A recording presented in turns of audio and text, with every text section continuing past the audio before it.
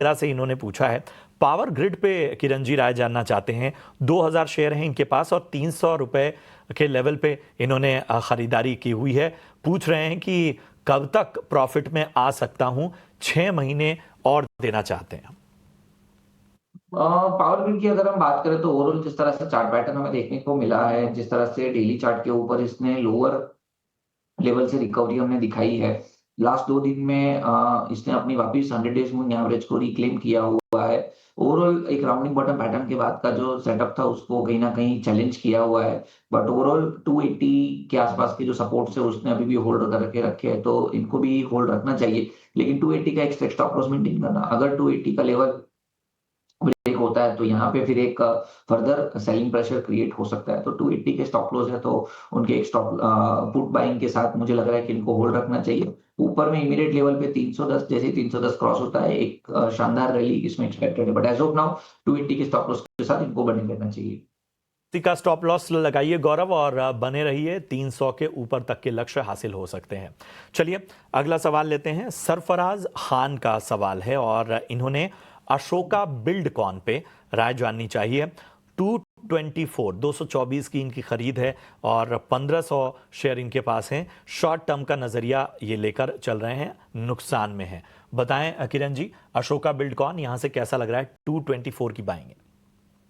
Ashoka bitcoin की अगर हम बात करें तो जिस प्रकार से यहाँ पे हम चार्ट पैटर्न देख रहे हैं, कहीं ना कहीं असेंडिंग ट्रायंगल पैटर्न ब्रेकआउट हमें देखने को मिला है।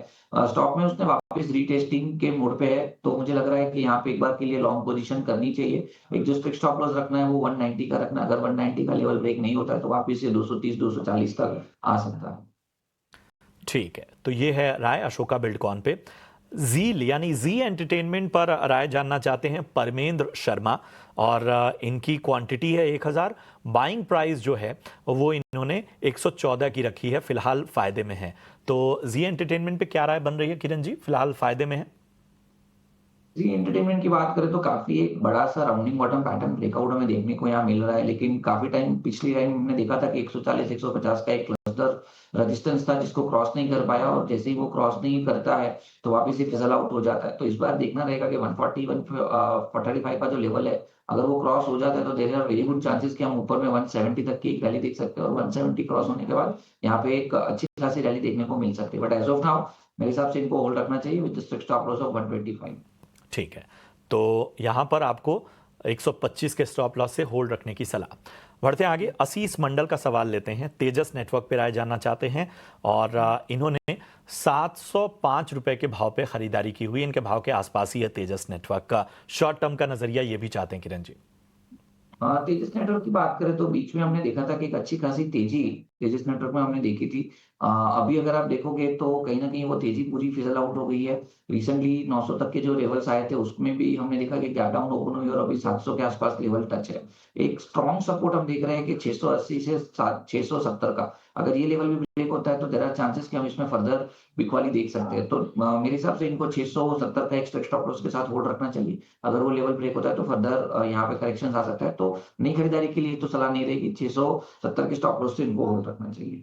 ठीक है, नई खरीदारी के मौके नहीं बन रहे हैं, आपको स्टॉप लॉस सजा दिया गया है, उस हिसाब से बने रहने की सलाह। शंकर का सवाल लेते हैं। उड़ीसा से इन्होंने अपना सवाल पूछा है। टाटा पावर पे राय जानना चाहते हैं। 414 के भाव पे इन्होंने टाटा पावर में खरीदारी की है, फिलहाल हल्के नुकसान में है। पूछ रहे हैं कि कितना समय देना चाहिए टाटा पावर में मुनाफे में आने के लिए। टाटा पावर की अगर हम बात करें तो ओवरऑल पावर सेक्टर के अंदर कहीं ना कहीं जिस प्रकार का सेटअप हमें देखने को मिल रहा है, देयर आर चांसेस कि ये अपने time correction in price correction से रिवर्स हो रहे हैं। तो इनको डेफिनेटली मेरे हिसाब से होल्ड रखना चाहिए। जिस प्रकार का सेटअप यहाँ पे है टाटा पावर का, सॉरी, 200 दिन की मूविंग एवरेज के रेजिस्टेंस के आसपास ट्रेड कर रहे हैं। मुझे लग रहा है कि इनको होल्ड रखना चाहिए। नीचे में 393 85 के आसपास का एक स्ट्रॉन्ग सपोर्ट है, अगर वो ब्रेक नहीं होता है तो देयर आर चांसेस कि हम ऊपर में वापस 440 450 तक के लेवल एक्सपेक्ट कर सकते हैं। तो डेफिनेटली टाटा पावर मेरे हिसाब से लॉन्ग करना चाहिए। टाटा पावर में लॉन्ग करने की आपको सलाह मिलती हुई। चलिए राकेश पाटीदार का सवाल लेते हैं अगला। सीडीएसएल पे किरण जी राय जानना चाहते हैं। इन्होंने 1750 पर 100 शेयर लिए हुए हैं और 3 महीने का नजरिया मांग रहे हैं। टीडीएसएल की अगर हम बात करें तो एक बढ़िया सा राउंडिंग बॉटम पैटर्न या तो inverted head and shoulder pattern हमने 1380 1370 के आसपास देखा था। उसके बाद स्टॉक वन साइड 1800 गया। अब वहां से जो प्रकार का प्रॉफिट बुकिंग आ रहा है, कहीं ना कहीं ये वापस एक cup and handle pattern formations कर रहे हैं। जब तक ये स्टॉक 1550 के नीचे नहीं आता है तब तक बाय ऑन डिप्स की स्ट्रैटेजी हमें कंटिन्यू रखनी है। 1550 का स्ट्रिक्ट स्टॉप लॉस रखिए। वापस में ये स्टॉक ऊपर में 1900 से 2000 जाने की गुंजाइश रखा है। ठीक है, श्रीकांत जी का सवाल है अगला।